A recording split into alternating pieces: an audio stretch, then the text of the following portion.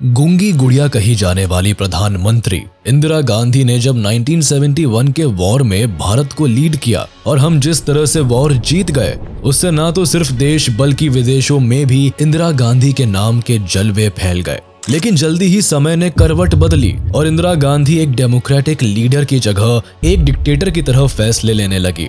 25 जून 1975 को जब इंदिरा गांधी ने इंटरनल डिस्टरबेंस के नाम पर पूरे भारत में इमरजेंसी घोषित कर दी थी तो लोगों के मुंह बंद थे, प्रेस की कलमें तोड़ दी गई थी, हजारों स्टूडेंट्स और ऑपोजिशन लीडर्स, एक्टिविस्ट, इंटेलेक्चुअल्स और जर्नलिस्ट को जेल में डाल दिया गया था और पूरा भारत सिर्फ और सिर्फ प्रधानमंत्री के इशारे पर चलने को मजबूर हो गया था। पूरे 21 महीने चले इस इमरजेंसी की सच्चाई क्या थी? क्यों भारत में आज भी 1975 के इमरजेंसी को darkest phase of Indian democracy कहा जाता है? और आखिर ऐसी क्या मजबूरियां थी जिनका हवाला देकर इंदिरा गांधी ने देश में इतना लंबा इमरजेंसी पीरियड चलाया? President has proclaimed emergency. This is nothing to panic about.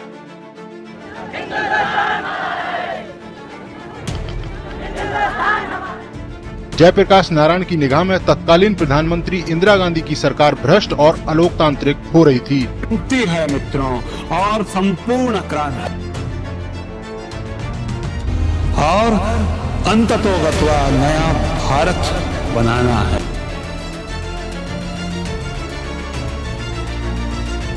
एक ऐसा काला दिन हमारा पूरा मकसद इस समय ये है कि स्थिति, शांति और स्थिरता की। नेशनल इमरजेंसी एक ऐसा पीरियड होता है जब किसी कारणवश देश की इंडिपेंडेंस या सिक्योरिटी कॉम्प्रोमाइज होने के कगार पर आ जाती है। इसके अलावा देश में जब अंदरूनी कारणों से अगर सिविल वॉर या राइट्स जैसे सिचुएशन बनते हैं जिससे देश की सुरक्षा में किसी तरह की दिक्कत होती है तो ऐसी स्थिति में देश में इमरजेंसी लागू कर दी जाती है। इस दौरान लोगों को स्थिर रखने के लिए और देश में सुरक्षा बहाल रखने के लिए लोगों को ग्रुप्स में इकट्ठा होने से रोक दिया जाता है। कॉन्स्टिट्यूशन के आर्टिकल 352 में इमरजेंसी का प्रोविजन है जिसमें लिखा गया है कि अगर प्रेसिडेंट सहमत है कि देश की सिक्योरिटी एक्सटर्नल एग्रेशन और आर्म रेबेलियन के चलते खतरे में है तो वो नेशनल इमरजेंसी डिक्लेयर कर सकते हैं। हमारे देश में वॉर, एक्सटर्नल एग्रेशन और इंटरनल डिस्टर्बेंस के किसी भी स्थिति को संभालने के लिए कंट्री के प्रेसिडेंट इमरजेंसी लागू कर सकते हैं। कुल मिलाकर इमरजेंसी के दौरान जनता के फंडामेंटल राइट्स को कर्ब कर लिया जाता है और देश इस पीरियड में पूरी तरह ऑटोक्रेसी की तरह फंक्शन करता है।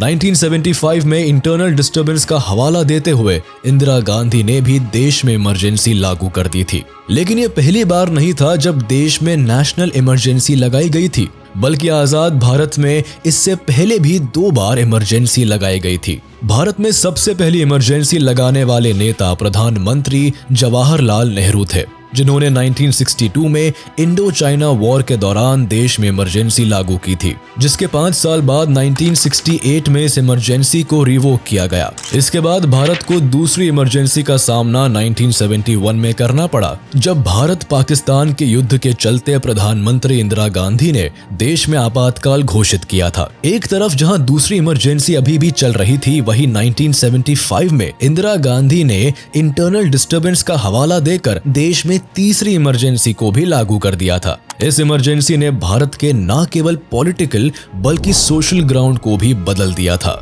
ये इमरजेंसी पहले 2 इमरजेंसी से बिल्कुल अलग थी, क्योंकि उन 2 इमरजेंसीज को बाहरी आक्रमण के बेसिस पर लागू किया गया था। इसका मतलब था कि उस वक्त भारत चाइना और पाकिस्तान के साथ युद्ध लड़ रहा था, इसलिए लंबे समय तक लागू रहने के बावजूद इसका भारत के आम लोगों पर कोई सीधा प्रभाव नहीं पड़ा था। लेकिन थर्ड इमरजेंसी इंटरनल डिस्टर्बेंस के कारण लागू हुई थी। ये पहला ऐसा आपातकाल था जिसने भारत के आम लोगों को डायरेक्टली प्रभावित किया। लेकिन इस इमरजेंसी को लागू करने के पीछे का कारण क्या रहा? साल 1966 भारत एक ऐसे फेज से गुजर रहा था जब फूड स्टोरेज, बढ़ती बेरोजगारी, लो प्रोडक्टिविटी और बढ़ती गरीबी ने देश की इकोनॉमी को खोखला कर दिया था। साथ ही 1965 की वॉर ने हालत को बद से बदतर बना दिया था। अपने अच्छे दिनों के लिए जहां गरीब जनता भारत सरकार का मुंह देख रही थी, वही प्रधानमंत्री लाल बहादुर शास्त्री के गुजर जाने से ये उम्मीद भी टूटती नजर आ रही थी। इस वक्त देश को जरूरत थी तो एक ऐसे पावरफुल लीडर की जो इंडियन इकोनॉमी को रिवाइव कर सकता था, देश को स्ट्रॉन्ग नेशन के रूप में उभार सकता था। और फिर इंडियन डेमोक्रेसी को साथ मिला इंदिरा गांधी का। प्रधानमंत्री पद पर शपथ लेने वाली ये लेडी न केवल भारत की पहली महिला प्रधानमंत्री बनी, बल्कि इंडिया की second longest serving prime minister बनकर भी उभरी। लेकिन उनके लिए शुरुआत इतनी भी आसान नहीं रही। 1966 में जब सत्ता की कमान इंदिरा गांधी ने संभाली तो केवल देश ही मुश्किलों से नहीं गुजर रहा था, बल्कि कांग्रेस पार्टी भी इंटरनल डिस्टर्बेंस से गुजर रही थी। वह पार्टी की सबसे वीक लीडर थी, जिसका सत्ता में आना ऑपोजिशन पार्टी के लिए एक मजाक था। खुद राम मनोहर लोहिया का कहना था कि इंदिरा गांधी सत्ता में बैठी वो गूंगी गुड़िया है जिसे कांग्रेस पार्टी ने पर्दे पर खड़ा किया है। इसके साथ ही जनता के बीच में उनकी छवि एक कमजोर लीडर की बनी रही। 1967 के लोकसभा इलेक्शंस में कांग्रेस पार्टी को जीत तो मिली, लेकिन मेजॉरिटी ऑफ स्टेट्स उनके हाथ से निकल गए। इंदिरा गांधी अपने आप को अब तक एक मजबूत प्राइम मिनिस्टर साबित नहीं कर पाई थी, लेकिन उनकी इमेज भी धीरे धीरे बदलती नजर आई। कभी हिचकिचाहट के साथ यूनियन बजट पेश करने वाली प्रधानमंत्री आने वाले दिनों में बैंक नेशनलाइजेशन और प्रिवी पर्स एबोलिशन जैसे कई बड़े फैसले लेती है, जिसकी वजह से वो स्ट्रॉन्ग लीडर बनकर उभरती है और देश में इमरजेंसी का कारण भी बनता है। सत्ता में आने के साथ ही इंदिरा गांधी और जुडिशरी के बीच पावर टसल शुरू हो जाता है और उनके पूरे शासन काल में जारी रहता है।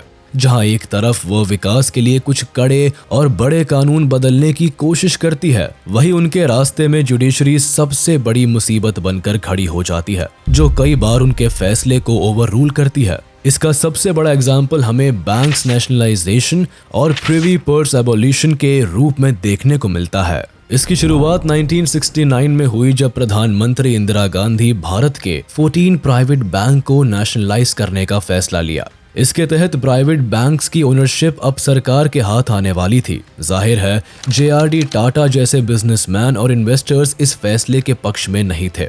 इंदिरा गांधी का मानना था कि बैंक्स को नेशनलाइज करने से देश के गरीब वर्ग, छोटे किसान और आम जनता को भी इसका फायदा मिलेगा, जो कि एक प्राइवेट कंपनी नहीं कर सकती। बैंकों को नेशनलाइज करने की होड़ में जब सरकार को आभास हुआ कि पार्लियामेंट सेशन शुरू होते ही इस ऑर्डिनेंस को पास करने में मुसीबतें आ सकती है, तब जल्दबाजी में ऑर्डिनेंस को ड्राफ्ट किया जाता है और प्रेसिडेंट के ऑफिस छोड़ने से पहले ही रातों रात इसे साइन कराया जाता है, जिससे central bank of India, Punjab national bank, bank of Baroda, Indian bank, Allahabad bank जैसे बैंक नेशनलाइज हो जाते हैं। ये कानून जहां आम जनता के वेलफेयर के लिए लागू किया जाता है, वही शेयर होल्डर्स और प्राइवेट बैंक ओनर्स इस कानून के खिलाफ खड़े नजर आते हैं। इनमें सेंट्रल बैंक ऑफ इंडिया के शेयर होल्डर्स RC कूपर अपनी आवाज उठाने के लिए सुप्रीम कोर्ट का दरवाजा खटखटाते हैं, जहां सुप्रीम कोर्ट भी RC कूपर का साथ देते हुए ये कहती नजर आती है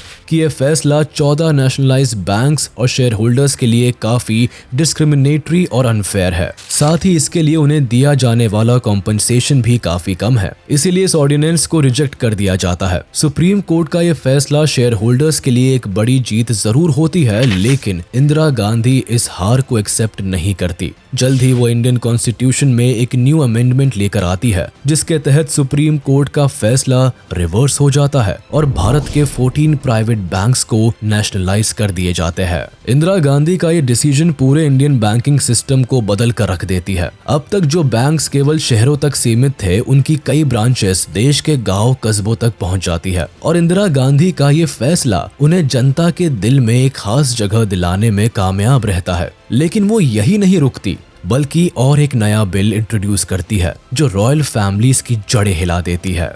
1971 में Indira Gandhi privy purse abolition पर जोर देती है। ये खास तरह की पेमेंट थी जो सरकार प्रिंसली स्टेट्स की रॉयल फैमिलीज को देती थी। 1947 में जब देश को आजादी मिली थी, तब इंडिया में जुड़ने वाली प्रिंसली स्टेट्स की रॉयल फैमिलीज के लिए सरकार की तरफ से एक पेमेंट की गारंटी दी गई थी। लेकिन इंदिरा गांधी इस एग्रीमेंट को दूसरी नजर से देखती है। उनकी नजर में ये एक स्पेशल प्रिविलेज था जो भारत के प्रिंसिपल ऑफ इक्वालिटी और सोशल इकोनॉमिक जस्टिस से मेल नहीं खाता था। इसीलिए उनका मानना था कि इस स्पेशल प्रिविलेज को एबॉलिश करना जरूरी है। इसी मकसद से privy purse abolition bill Congress party introduce करती है, लेकिन इस बिल को राज्यसभा में मंजूरी नहीं मिलती। इससे इंदिरा गांधी सरकार की मुश्किलें बढ़ती जरूर है, लेकिन वह अपने इरादों से पीछे नहीं हटती।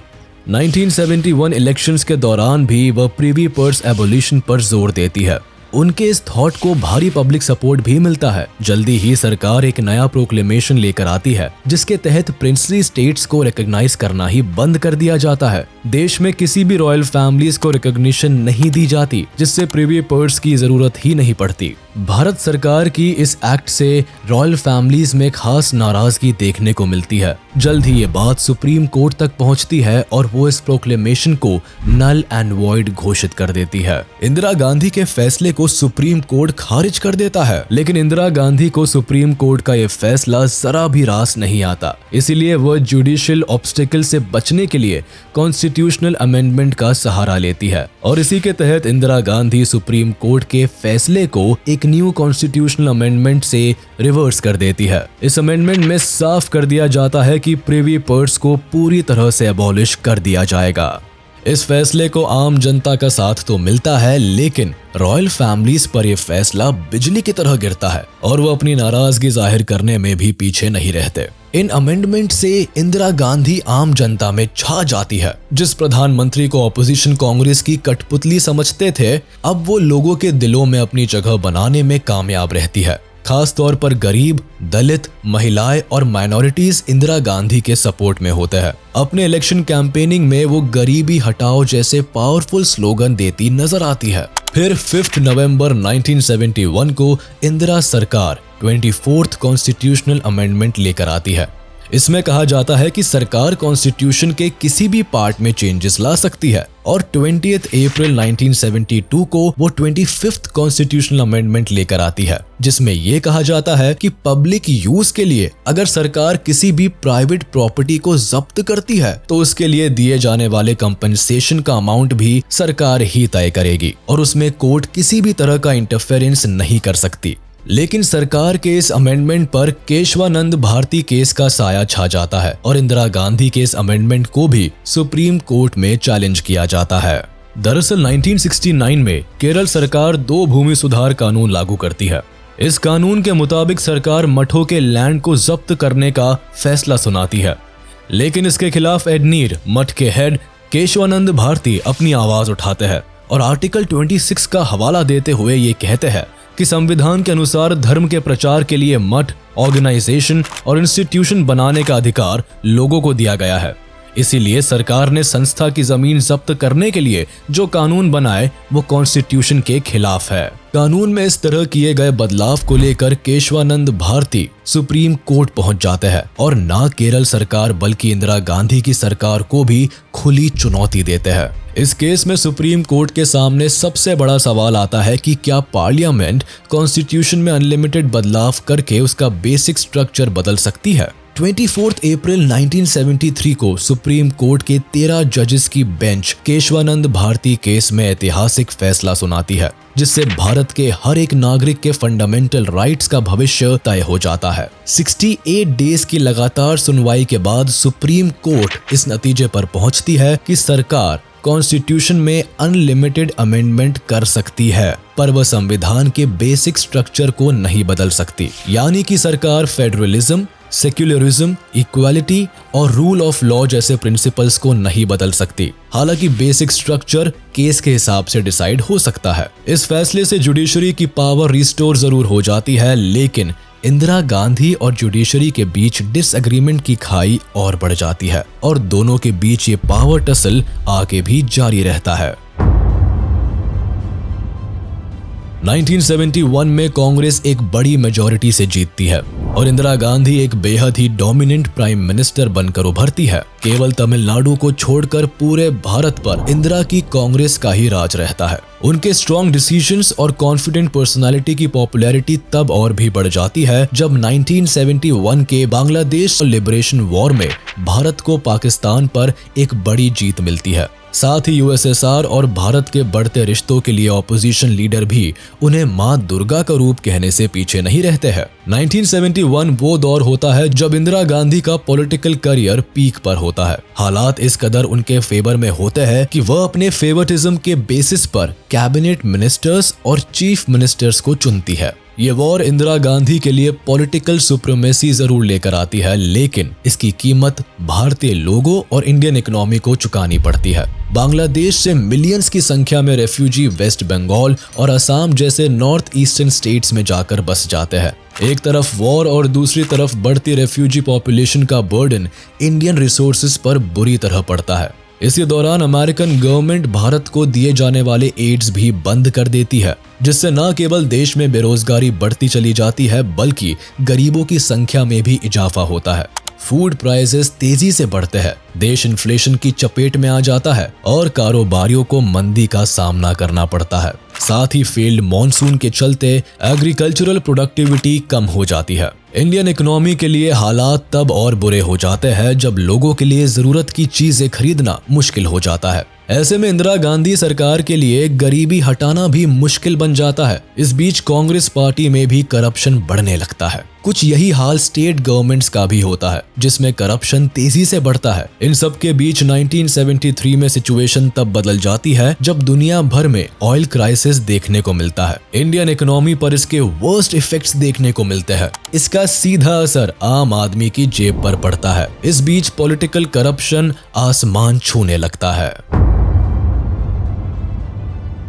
1974 में गुजरात के चीफ मिनिस्टर चिमन भाई पटेल का एक बड़ा घोटाला सामने आता है। एक तरफ जहां उन पर करप्शन के संगीन चार्जेस लगते हैं, वहीं दूसरी तरफ हाई प्राइस ऑफ फूड के चलते मिडिल क्लास लोग पहले ही क्राइसिस से गुजर रहे होते हैं। 20 दिसंबर 1973 को एलडी कॉलेज ऑफ इंजीनियरिंग के स्टूडेंट्स हॉस्टल फूड फीस में 20% हाइक के चलते हड़ताल पर उतर आते हैं। ऐसी ही एक हड़ताल 3 जनवरी 1974 को गुजरात यूनिवर्सिटी में भी होती है, जो कि स्टूडेंट और पुलिस के बीच क्लैश में बदल जाती है। इस क्लैश की आग धीरे धीरे पूरे गुजरात में फैल जाती है और सभी स्टूडेंट्स भड़क उठते हैं। आगे फूड और एजुकेशन को लेकर गुजरात के कई एजुकेशनल इंस्टीट्यूशन स्ट्राइक पर उतर आते हैं और इस स्ट्राइक को अहमदाबाद में मिडिल क्लास पीपल और फैक्ट्री वर्कर्स का भी साथ मिलता है और आगे चलकर प्रोफेशनल्स और लॉयर्स भी स्ट्राइक का हिस्सा बन जाते हैं। इस मूवमेंट को नव निर्माण मूवमेंट कहकर बुलाया जाता है। लोग डिमांड करते हैं कि गुजरात स्टेट गवर्नमेंट को डिसॉल्व कर दिया जाए और मुख्यमंत्री चिमन भाई पटेल अपने पद से रिजाइन कर दे। प्रेशराइज होकर इंदिरा गांधी को भी जनता की डिमांड को मानना पड़ता है और चिमन भाई पटेल को 9 फरवरी 1974 को अपना मुख्यमंत्री का पद छोड़ना पड़ता है। इसी के साथ गुजरात की स्टेट असेंबली को भी भंग कर दिया जाता है और गुजरात में प्रेसिडेंट्स रूल लग जाता है। गुजरात का प्रोटेस्ट जल्द ही बिहार भी पहुंच जाता है। बिहार में प्रोटेस्ट की चिंगारी की हवा देने का काम एक्टिविस्ट जयप्रकाश नारायण करते हैं। इसीलिए आगे चलकर इस प्रोटेस्ट को जेपी मूवमेंट कहकर भी बुलाया जाता है। दरअसल जब नव निर्माण मूवमेंट की वजह से चिमन भाई पटेल अपने पद से रिजाइन कर देते हैं, तब मोटिवेटेड होकर बिहार में भी स्टूडेंट्स करप्शन के खिलाफ अपनी प्रोटेस्ट की जंग छेड़ देते हैं। 18 फरवरी 1974 को पटना यूनिवर्सिटी के स्टूडेंट एक बड़ा कन्वेंशन बुलाते हैं, जिसमें स्टेट्स के सभी स्टूडेंट लीडर्स को इनवाइट किया जाता है। ये सभी स्टूडेंट मिलकर बिहार छात्र संघर्ष समिति का गठन करते हैं, जिसका प्रेसिडेंट लालू प्रसाद यादव को चुना जाता है। 18 मार्च 1974 को जब बिहार लेजिस्लेटिव असेंबली में बजट सेशन चल रहा होता है, तभी बिहार छात्र संघर्ष समिति बिहार विधानसभा का घेराव कर लेती है। विधानसभा की सभी सड़कों को बंद कर दिया जाता है। गवर्नमेंट प्रॉपर्टीज और टेलीफोन एक्सचेंज को नुकसान पहुंचाया जाता है और एजुकेशन मिनिस्टर रामानंद सिंह के रेजिडेंस पर आग लगा दी जाती है। इससे पुलिस और स्टूडेंट के बीच प्रोटेस्ट वायलेंट हो जाता है। पूरे राज्य में हजारों स्टूडेंट्स कांग्रेस पार्टी के करप्शन का विरोध जताने के लिए सड़कों पर उतर आते हैं और इन प्रोटेस्ट को freedom fighters and activist Jayaprakash Narayan के द्वारा लीड किया जाता है। जेपी नारायण बिहार से निकली विरोध की आग पूरे देश में फैला देते हैं। पटना की सड़कों पर वो एक बड़े जुलूस को लीड करते हैं और करप्शन के लिए इंदिरा गांधी सरकार को खुलेआम दोषी ठहराते हैं। अपने इस प्रोटेस्ट को वो सरकार के खिलाफ संपूर्ण क्रांति का नाम देते हैं और स्टूडेंट से अपील करते हैं कि वह इस मास मूवमेंट में शामिल हो। जेपी नारायण नॉर्थ इंडिया के बड़े हिस्से का दौरा भी करते हैं और स्टूडेंट्स, ट्रेडर्स और इंटेलेक्चुअल्स के एक सेक्शन को अपने आंदोलन की ओर आकर्षित करते हैं। करप्शन के खिलाफ बिहार का ये मूवमेंट सत्याग्रह मूवमेंट में बदल जाता है। जगह जगह हो रहे इन नॉन वायलेंट प्रोटेस्ट का केवल एक ही मकसद होता है और वो था बिहार स्टेट गवर्नमेंट को डिसॉल्व करना और स्टेट सीएम का रेजिग्नेशन। लेकिन इंदिरा गांधी अपने फैसले पर अडिग रहती है और एक भीषण विरोध के बाद भी बिहार के चीफ मिनिस्टर अब्दुल गफूर अपनी सीट पर काबिज रहते हैं।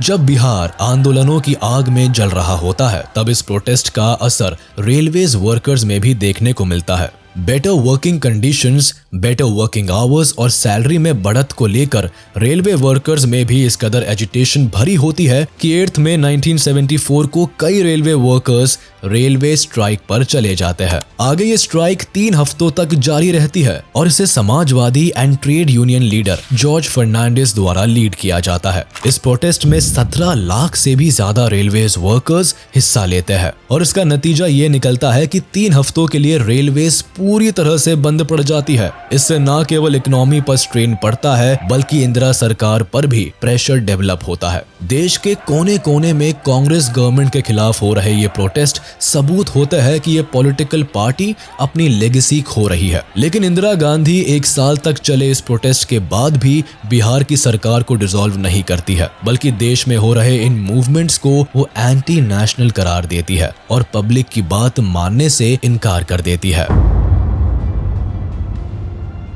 इंदिरा गांधी को सबसे बड़ा झटका तब लगता है जब इलाहाबाद हाई कोर्ट मार्च 1975 में उन्हें इलेक्शन फ्रॉड एलिगेशंस में दोषी करार दिया जाता है। ये मामला 1971 के इलेक्शन से जुड़ा होता है। इंदिरा गांधी पर आरोप लगता है कि 1971 में उन्होंने इलेक्शन सीट जीतने के लिए इलेक्शन माल प्रैक्टिस का सहारा लिया। ये आरोप सोशल कैंडिडेट राज नारायण लगाते हैं जो 1971 में इंदिरा गांधी के खिलाफ रायबरेली की सीट से इलेक्शन में खड़े हुए थे। राज नारायण चुनाव जरूर हार जाते हैं लेकिन अपने साथ हुए इनजस्टिस के खिलाफ वह पिटीशन फाइल करते हैं और ये आरोप लगाने से नहीं चूकते कि इंदिरा गांधी ने अपनी इलेक्शन कैंपेनिंग के लिए गवर्नमेंट रिसोर्सेज का इस्तेमाल किया, बैलेंस को मैनिपुलेट किया, इलेक्शंस में करप्शन किया और गलत तरीके से जीत हासिल की।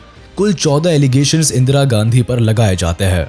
इलाहाबाद कोर्ट मानती है कि इंदिरा गांधी ने यूपी में इलेक्शन भाषण देने के लिए यूपी गवर्नमेंट की मदद से एक बड़ा स्टेज बनाया था। उन पर यह भी आरोप साबित होता है कि अपने पर्सनल इलेक्शन रिलेटेड वर्क के लिए उन्होंने यशपाल कपूर को अपना इलेक्शन एजेंट भी बनाया जो इलेक्शंस के वक्त भी गवर्नमेंट एम्प्लॉय थे। इलाहाबाद कोर्ट अपनी वर्डिक्ट में इंदिरा गांधी को लोकसभा सीट से डिस्क्वालीफाई कर देती है और डिक्लेयर करती है कि अगले 6 साल तक वो किसी भी इलेक्शन में हिस्सा नहीं ले सकती। ये पहली बार होता है जब देश की प्रधानमंत्री पर इतना बड़ा एक्शन लिया जाता है और उन्हें अपनी पोजीशन से हटाया जाता है। जाहिर था कि प्रधानमंत्री इंदिरा गांधी को हाई कोर्ट का यह वर्डिक्ट एक्सेप्टेबल नहीं होता, इसीलिए वो अपील करने के लिए सुप्रीम कोर्ट का दरवाजा खटखटाती है। लेकिन इससे पहले सुप्रीम कोर्ट का फैसला आता उससे पहले ही देश में हल्ला मच जाता है। इंदिरा गांधी सरकार के खिलाफ कई ऑपोजिशन लीडर सड़क पर उतर आते हैं। मौके का फायदा उठाकर ऑपोजिशन लीडर भी जनता को इंदिरा गवर्नमेंट के खिलाफ करने में सफल रहते हैं। जो जनता कभी इंदिरा गांधी के सपोर्ट में उठती थी अब वही उनके खिलाफ हो जाती है। बगावत की ये आवाज तब और बुलंद हो जाती है जब 24 जून 1975 को सुप्रीम कोर्ट इंदिरा गांधी की अपील सुनती है। इलाहाबाद कोर्ट के फैसले पर स्टे लगाते हुए सुप्रीम कोर्ट साफ कर देती है अगले इलेक्शन तक इंदिरा गांधी प्रधानमंत्री पद पर बनी रह सकती है लेकिन उनकी सारी प्रिविलेज छीन ली जाएगी। अगले 6 सालों के लिए वो वोट नहीं कर सकती और ना ही इलेक्शन में खड़ी हो सकती है। ये वर्डिक्ट इंदिरा सरकार को हिला कर रख देता है। वो सत्ता को हाथ से निकलती हुई देख रही थी। इंदिरा गांधी पर ऑपोजिशन का पलड़ा भारी पड़ने लगता है। ऑपोजिशन लीडर एक बड़ी भीड़ के साथ प्रोटेस्ट करते हैं, रेवोल्यूशनरी नारे लगाए जाते हैं। खुद जेपी नारायण इस बार खुलकर सामने आते हैं और संपूर्ण क्रांति प्रोग्राम लॉन्च करते हैं। देश में बढ़ते करप्शन, इन्फ्लेशन के लिए वो खुलेआम इंदिरा गांधी को जिम्मेदार ठहराते हैं। वो स्टूडेंट से अपील करते हैं कि बाहर निकलकर वो भी इस क्रांति में हिस्सा बने। लगभग 1 लाख लोग उनके समर्थन में रामलीला ग्राउंड में इकट्ठा होते हैं, जहां वो जबरदस्त भाषण देते हुए रामधारी दिनकर की पोइट्री रिसाइट करते हैं कि सिंहासन खाली करो कि जनता आती है। इसके अलावा वह पुलिस और मिलिट्री फोर्स से भी कहते हैं कि अनकॉन्स्टिट्यूशनल सरकार की सुनना बंद कर दे और उनके किसी ऑर्डर्स को फॉलो करना बंद कर दे। इंदिरा गवर्नमेंट जेपी नारायण के इस भाषण को देश में रिवॉल्ट भड़काने के रूप में लेती है, जिससे गुस्साई जनता भी अब जेपी नारायण के सपोर्ट में नजर आती है। हालांकि इसके खिलाफ कांग्रेस लीडर्स भी इंदिरा गांधी के सपोर्ट में रैलीज निकालते हैं, लेकिन मामला इस कदर बढ़ जाता है कि एक बड़ा पॉलिटिकल क्राइसिस देश के सामने होता है। जब इंदिरा गांधी को लगता है कि वह अपना बना बनाया पॉलिटिकल करियर खो सकती है और सत्ता की कमान उनके हाथ से फिसल सकती है, तब पावर को कंट्रोल करने के लिए वो इंटरनल डिस्टर्बेंस का सहारा लेती है। 25 जून 1975 की रात को इंदिरा गांधी अपने ट्रस्टेड मिनिस्टर्स के साथ एक मीटिंग करती है और उनकी एडवाइस पर देश के प्रेसिडेंट फखरुद्दीन अली अहमद को एक रिटन लेटर भेजती है, जिसमें वो नेशनल इमरजेंसी के लिए रिक्वेस्ट करते हुए कहती है कि इंटरनल डिस्टर्बेंस के चलते देश की सिक्योरिटी को खतरा है, इसीलिए इमीडिएट इफेक्ट के साथ आर्टिकल 352 के तहत नेशनल इमरजेंसी घोषित करना जरूरी है। आगे होता भी ऐसा ही है।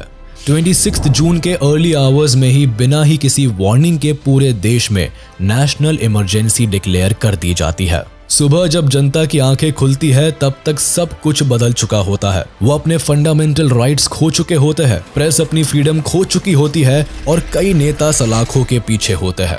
लोगों के सामने अब एक ऐसा नेशन होता है जिसकी डेमोक्रेसी पिंजरे में बंद तोते के समान रह जाती है। नेशनल इमरजेंसी का पहला परिणाम ये निकलता है कि आधी रात को ही रैलीज में बैठे ढेरों ऑपोजिशन लीडर्स जैसे अटल बिहारी वाजपेयी, मोरारजी देसाई, चरण सिंह और एल.के. आडवाणी को अरेस्ट कर लिया जाता है। साथ ही प्रोटेस्ट के लीडिंग फेस जेपी नारायण और कई इंडियन एक्टिविस्ट को भी अरेस्ट कर लिया जाता है। उसी रात जब प्रिंटिंग प्रेस कल के न्यूज़पेपर्स की हेडलाइंस छापने की तैयारी कर रही होती है, तभी सरकार सभी लीडिंग न्यूज़पेपर ऑफिस की पावर सप्लाई कट कर देती है। इसके पहले जर्नलिस्ट कुछ समझ पाते, उससे पहले ही सभी ऑपोजिशन लीडर, इंडियन एक्टिविस्ट और प्रोटेस्टर्स सलाखों के पीछे होते हैं। अगली सुबह Indira Gandhi all India radio पर आती है और डिक्लेयर करती है कि भाइयों और बहनों, राष्ट्रपति जी ने आपातकाल की घोषणा की है।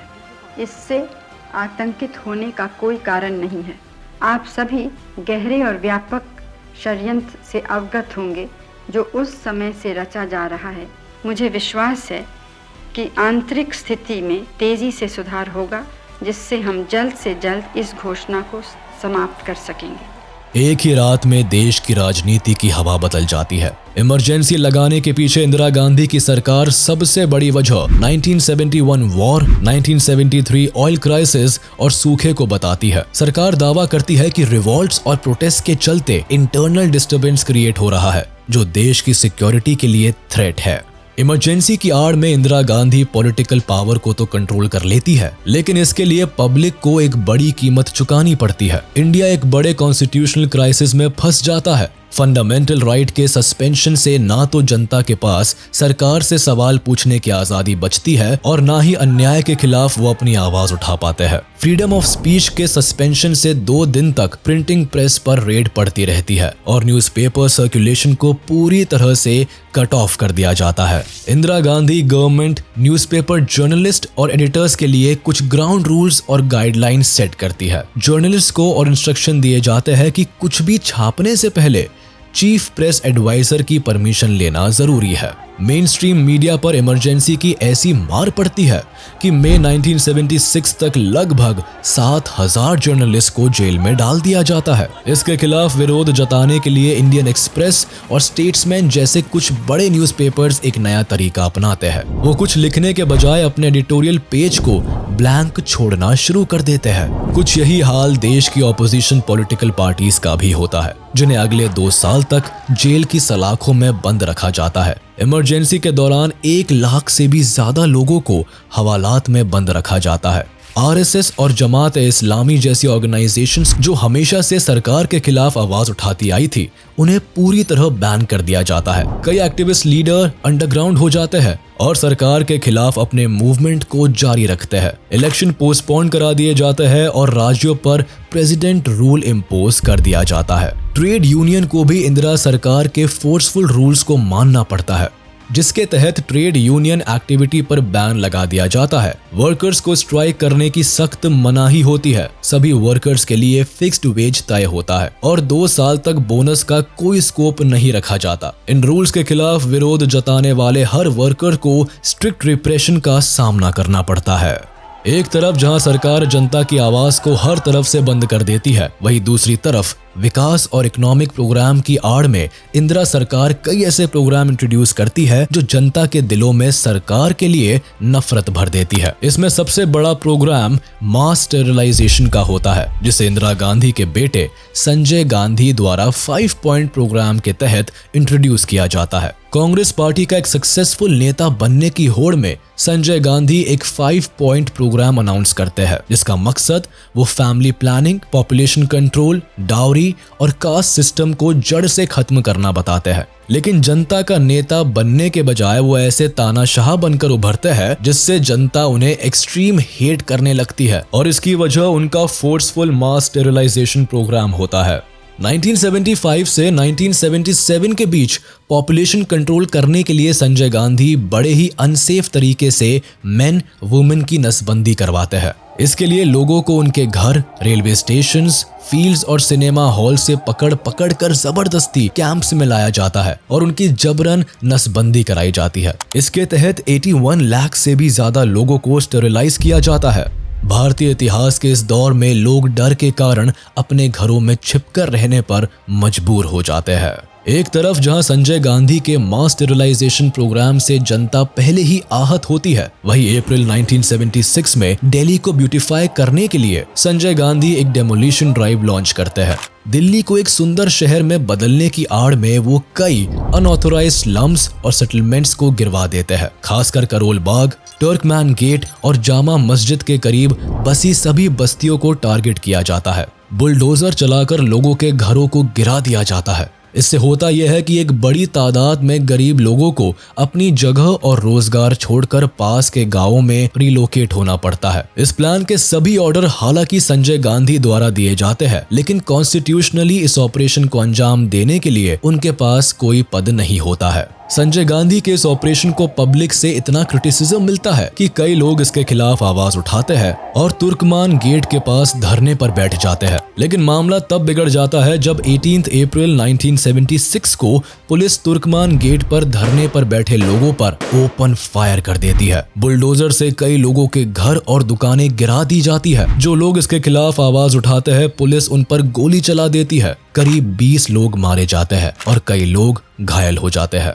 सत्ता के दम पर इंदिरा गांधी सरकार न केवल जनता की आवाज को दबा देती है, बल्कि कई ऐसे कॉन्स्टिट्यूशनल अमेंडमेंट भी करती है जो उनके हाथ में बड़ी पावर देती है। इस बीच वो agricultural production, public service improve करने के लिए कई प्लान्स भी बनाती है, लेकिन नॉन कांग्रेसी हवा देश में आग की तरह फैल जाती है। ऊपर से इंदिरा गांधी जेल में बंद जॉर्ज फर्नांडिस और कई लीडर्स पर क्रिमिनल केसेस भी लॉन्च करती है, जिससे जनता में सरकार की इमेज गिरती चली जाती है। इसके विपरीत जेल में रहने के बाद भी लोगों के दिलों में जेपी नारायण हीरो बनकर उभरते हैं। लोग मोरारजी देसाई, अटल बिहारी वाजपेयी, LK आडवाणी और चरण सिंह जैसे लीडर्स में अपना फ्यूचर लीडर देखने लगते हैं।